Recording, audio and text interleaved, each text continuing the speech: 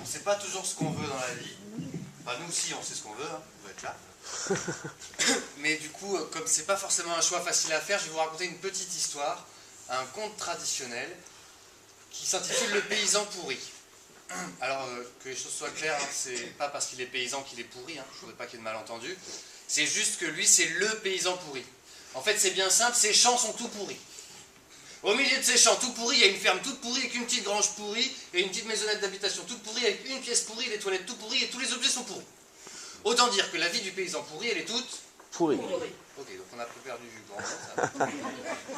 Et puis un beau matin, un matin semi-pourri, le paysan pourri se réveille, il se dit j'en ai pas marre de cette vie pourrie, j'aimerais bien avoir au moins une fois dans ma vie un bel objet.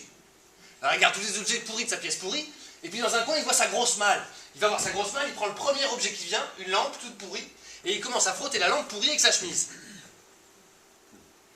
Non, j'ai fait un effort quand même.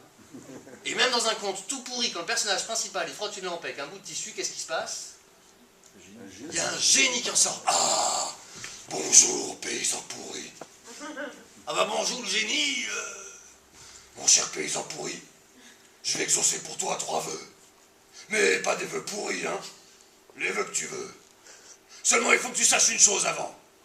À chaque fois que tu me demanderas d'exaucer un vœu, je donnerai exactement le double à ton voisin. Le double à mon voisin? Celui que je déteste depuis que je suis tout petit, c'est hors de question. Ah, c'est comme ça. Je viendrai demain matin te demander ton premier vœu. Et pouf, il disparaît. Alors le paysan pourri commence à réfléchir à ce qu'il va pouvoir demander au génie. Il a des idées pourries qui traversent l'esprit, alors il chasse ses idées pourries. Puis il n'en a pas d'autres, alors il les reprend, il essaie de les transformer, de les modifier. La matinée passe assez vite, ça faisait très longtemps qu'il n'avait pas réfléchi comme ça. À midi, il oublie complètement de manger, l'après-midi passe très vite aussi. Il n'a toujours pas trouvé d'idée. Le soir arrive, il est complètement fatigué, exténué, donc il s'endort bêtement. Et au petit matin, il y a le génie qui vient. Alors, paysan pourri, t'as trouvé ton premier vœu?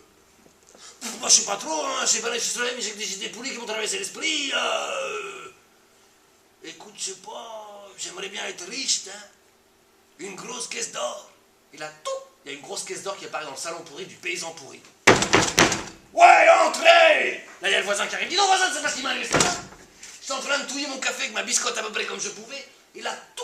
Il y a 2 grosses caisses d'or qui sont apparues dans mon salon. Du coup, le paysan pourri qui se pensait riche se retrouve 2 fois plus pauvre que son voisin. Ça, c'est pour pas dire de gros mots devant les enfants. Hein. Il y en a déjà beaucoup aujourd'hui, alors voilà.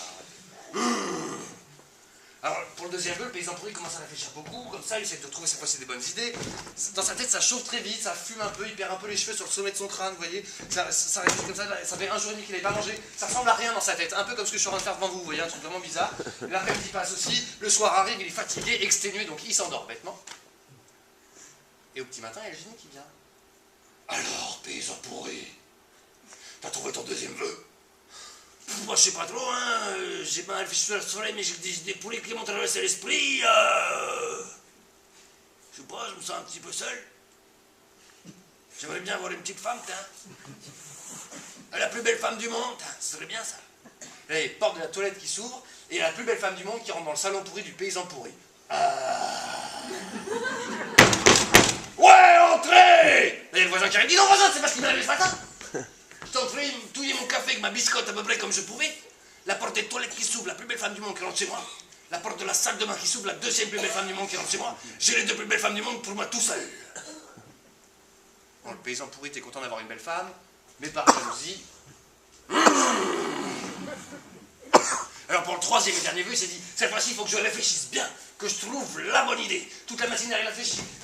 Là, ça fumait, ça chauffait très vite, ça fait 1 jour et demi, 2 jours même qu'il n'avait pas mangé. Complètement fatigué, mais il fallait absolument qu'il résiste pour pas s'endormir, afin de trouver une bonne idée. Ça réfléchissait, ça ressemblait vraiment plus à rien du tout dans sa tête, vraiment comme ce que je suis en train de faire. Il perdait même les cheveux sur le sommet de son crâne un peu. Il y en a 1 ou 2 qui réfléchissent pas mal, je crois. Donc j'ai réfléchi comme ça, le soir arrive, il a essayé de résister pour pas s'endormir. Il a réussi à résister afin de trouver la bonne idée. Il n'a pas dormi quand le génie est arrivé au petit matin, il lui a dit « Alors, paysan pourri, t'as trouvé ton 3e et dernier vœu? » Ouais, mon cher génie, je crois même que j'ai pas été la moitié d'une buse. Attends, tu donneras bien le double à mon voisin, hein? Ah, comme promis, je donnerai exactement le double à ton voisin. Alors, dans ce cas-là, mon cher génie, comment dire?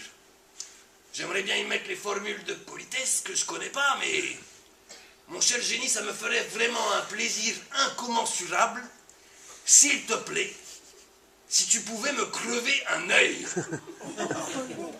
Hein, je vous laisse 10 secondes. Et bizarrement, ça n'a jamais toqué à la porte pourrie de la ferme pourrie du paysan pourri. Le voisin n'a pas dû retrouver le chemin. Merci.